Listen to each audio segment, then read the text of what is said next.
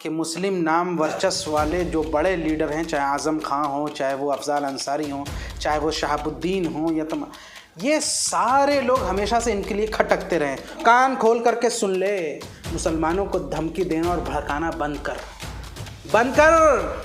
तेरा दिन गिनने के टाइम आ गए हैं। क्या मुसलमानों के सांसद थे?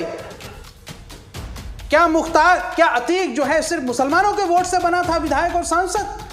क्या उस क्षेत्र के रहने वाले हिंदू भाइयों ने उनको समर्थन नहीं दिया था? अफजाल अंसारी से जिसका पूरा परिवार देश के लिए अपनी जान न्यौछावर कर गया, वो अफजाल अंसारी का परिवार जिसके यहाँ से चाचा इस देश के पूर्व उपराष्ट्रपति रहे, वो अफजाल अंसारी जिसके परिवार के लोग जो है इस देश के लिए शहीद हुए। तो आप लोग जैसे वैसी लोगों को कह रहे हैं कि आप लोग देशद्रोही हैं।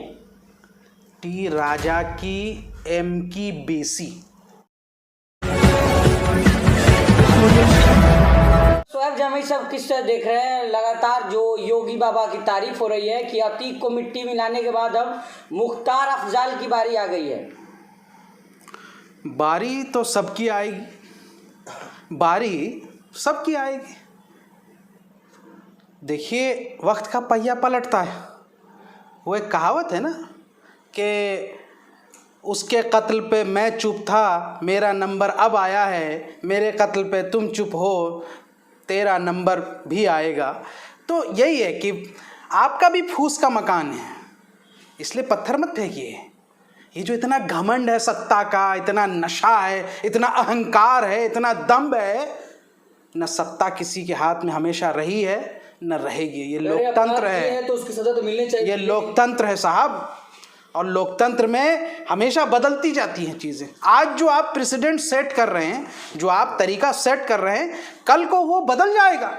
हो सकता है कि आज जो नरमी अपनाए हैं जो लोग पहले, वो ये गलती बाद में नहीं दोहराएंगे, फिर वो भी सख्ती अपनाएंगे। तो इसलिए लोकतंत्र में दायरे में रहिए, और इतना भी साजिश, इतना भी रंजिश मत कीजिए कि आप परिवार के महिलाओं तक पहुंच जाते हैं, परिवार के बच्चों तक पहुंच जाते हैं। आपकी राजनीतिक रंजिश हो सकती है, हमें पता है। मैंने पहले भी कहा कि राष्ट्रीय परिदृश्य में मुस्लिम पॉलिटिकल लीडरशिप के जो बड़े वर्चस्व वाले नाम हैं, वो पहले से भी हिंदुत्व और भाजपा को खटकते रहे हैं। जो अपराध किया उसकी सजा मिलनी चाहिए, मिलेगी।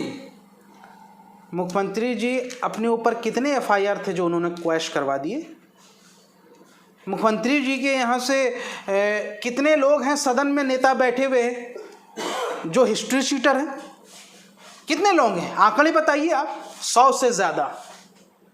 भारतीय लोकतंत्र में पहली बार इतिहास में हुआ है कि एक पार्टी जो सत्ता में है उसके 100 से ज़्यादा सांसद इस वक्त जो है वो अपराधी हैं, जिनके ऊपर बड़े बड़े मुकदमे हैं, और वो सांसद बन के बैठे हैं।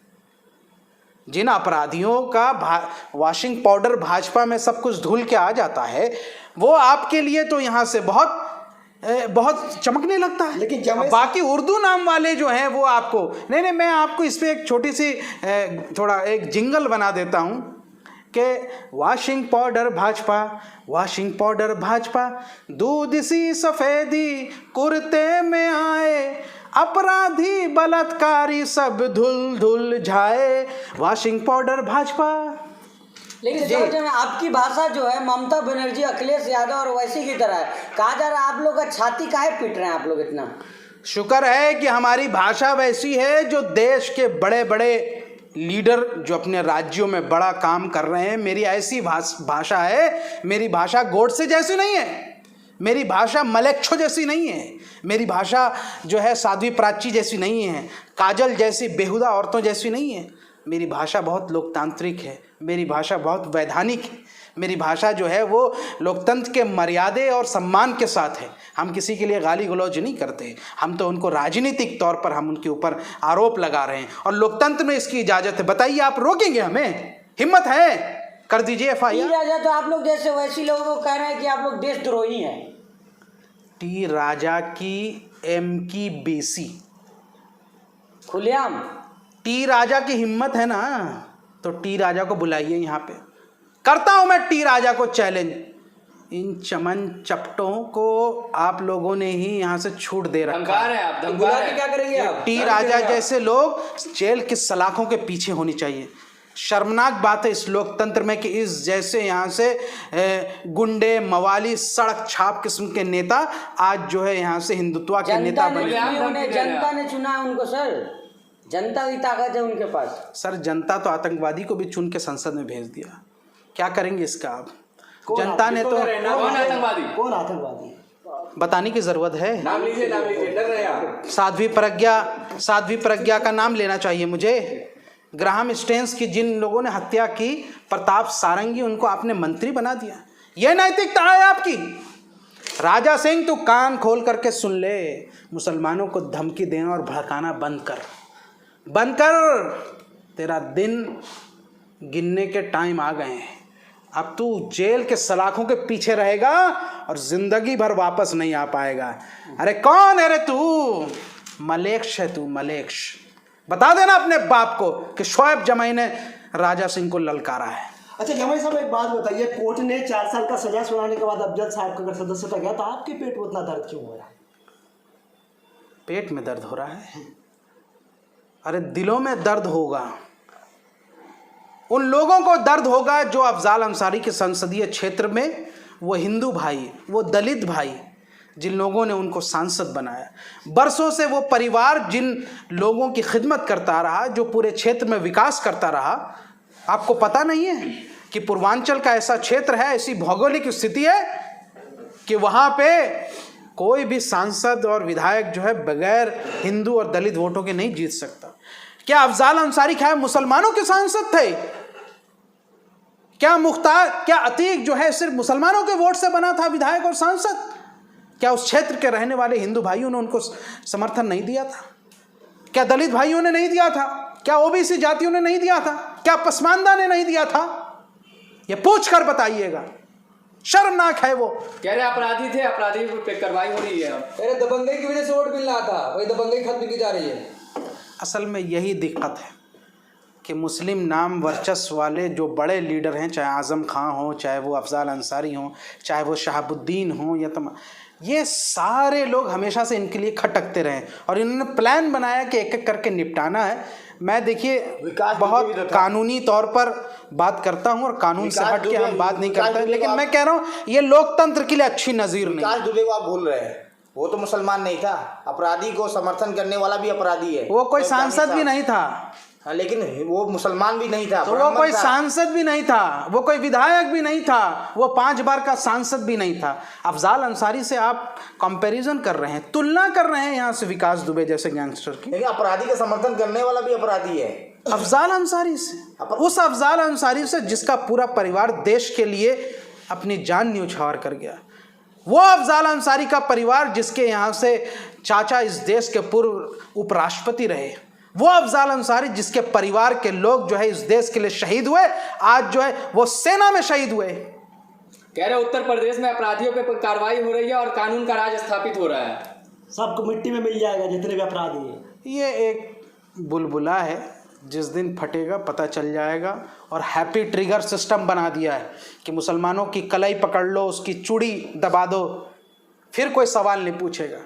ये समाज को सोचना पड़ेगा, क्या मुसलमानों के प्रति आपकी इतनी नफरत, इतनी छोटी सोच हो गई है कि महज मुसलमानों को परेशान करने की वजह से आप इतना खुश हो जाते हैं कि आप अपने बच्चों का भविष्य भूल जाते हैं? क्या आप भूल जाते हैं कि आपकी जो बुनियादी सुविधाएं थी वो छीन ली गई? क्या आप भूल जाते हैं कि आपको सड़कों पे लाइन में लगा दिया गया? क्या आप भूल जाते हैं कि यहाँ से गंगा में अस्थियाँ बहाने तक की आपको जगह नहीं मिल रही थी? अस्पतालों में आपके अपने लोगों की सांसें टूट गई और ऑक्सीजन के सिलेंडर तक नहीं मिल रहे थे? क्या आप भूल गए कि आप ही के बच्चों पर यहाँ से लाठियाँ बरसाई गई? क्या आप भूल गए कि आप ही के लड़कों को हॉस्टल से निकाल करके लाठियां बरसाई गई और उनको देशद्रोही कहा गया? ये भूल गए हमारे हिंदू भाई?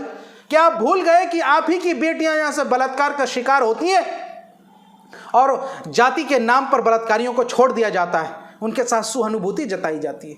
ऐसे लोगों के साथ ये बात हिंदू मुस्लिम का नहीं है, ये बात सही और गलत का है।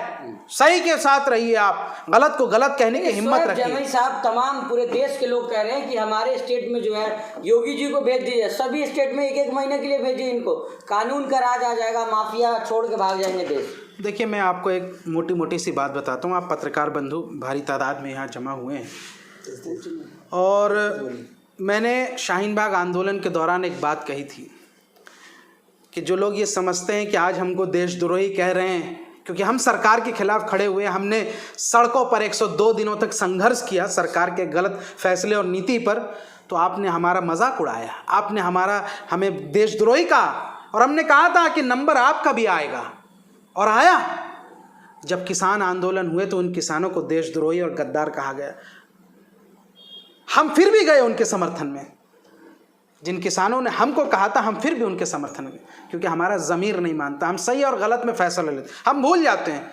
और याद करिए, फिर उन लड़कों को, उन नौजवानों को भी देशद्रोही और उग्रवादी कहा गया जो सरकार के खिलाफ। और आज जो फोगाट सिस्टर बहनें हैं जिन्होंने ना जाने मुसलमानों के खिलाफ कितनी आपत्तिजनक और बेहुदा बातें कही थी तबलीगी जमात के मामले में, ये फोगाट सिस्टर बजरंग पुनिया ने क्या क्या नहीं कहा मुसलमानों को। हमेशा यहाँ से सरकार की चाटते रहे ये लोग, और आज जब इन पे पड़ाई है तो आज रो रहे हैं। फिर भी हमारे मुसलमान वहाँ उनको समर्थन देने गए, क्योंकि हम नैतिकतावादी लोग हैं। इस्लाम हमको यहाँ से गलत और सही के बारे में फैसला लेने की सिखाता। और सुन लीजिए एक बात, ये शर्म करें फोगाट सिस्टर्स, और एहसास करें अपनी गलतियों का। कितनी बड़ी बात है। कह रही हैं एक ओलंपियन, हमारे देश के ओलंपियन, आपने जो किया हमारे देश के लिए गर्व की बात है, लेकिन जो आपने सामाजिक और राजनीतिक तौर पर किया वो बहुत शर्मनाक और बहुत घटिया और बहुत गंदी बात थी। आपको माफ़ी मांगना चाहिए। फोगाट सिस्टर्स को जो है इस देश के मुसलमानों से माफ़ी मांगनी चाहिए। दीद में शर्म हो तो माफ़ी मांगनी चाहिए कि तुम जंतर मंतर बैठी हो। किसी मुसलमान ने नहीं कहा कि तुम्हें कौन सी बिरयानी मिल रही है, तुम्हारे लिए 500 कौन भेज रहा है, तुम्हारे लिए टेंट और चद्दर कौन ला रहा है। किसी मुसलमान ने कहा क्या? नहीं कहा। तुम आज सरकार के खिलाफ खड़ी हो रही हो, तुमको भी देशद्रोही कहा जा रहा है, लेकिन मुसलमान तुम्हारे समर्थन में आ गए। याद रखो, सबका नंबर आएगा। बृजभूषण सिंह के ऊपर इल्जाम लगाता, ये कौन बेटी बचाओ की बात करते हैं? ये कह रहे हैं कि हजार लड़कियों का शोषण किया। शोषण मतलब समझते हैं आप?